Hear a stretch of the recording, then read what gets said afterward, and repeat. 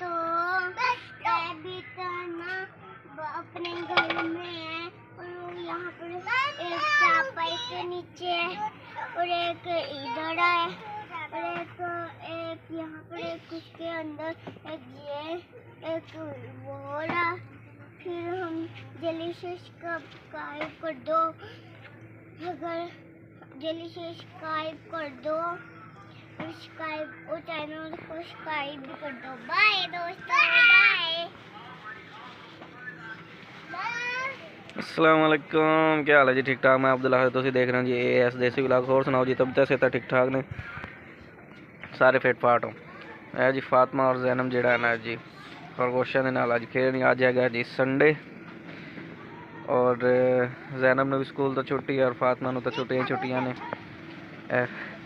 हाँ जी, तो खरगोश साढ़े जी फिट फाट ने ते गोभी के पत्ते जी मुक गए हैं, 2 दिन हो गए हैं। तो अज कोशिश करते हैं जी टाइम कढ़ के टाइम नाल मंडी जाइए। मंडी चो जो नास्ते गोभी के पत्ते और जो थोड़ी बहुत कुछ सब्जियां जी सस्तियां ने ले आइए, जोड़ा इन्हों खुआव पियावे। सर्दियों के इन्हों की मौज होंगी है काफ़ी।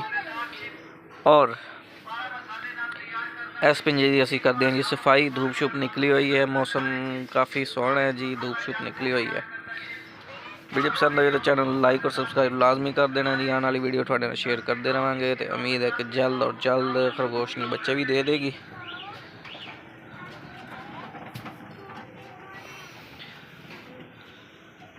तो तुहानूं दिखाने जी पौधों की सूरत हाल।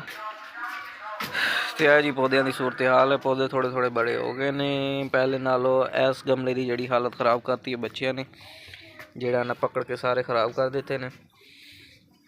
बाकी जोड़ा आहिस्ता आहिस्ता बढ़ते जा रहे हैं। तो पुदीना है तो लसन का सिर्फ एक ही जोड़ा ना निकलिया है, हो गया लसन छोटा जा। बाकी सारे कोई नहीं हो गया, 4-5 उगाए थे। तो फुलों वाले पौधे जोड़े आहिस्ता आहिस्ता बड़े होंगे जा रहे हैं। तो अपडेट थोड़े नाल शेयर करते रहेंगे। अज की वीडियो इत्थे करते हैं जी एंड। अल्लाह हाफिज़।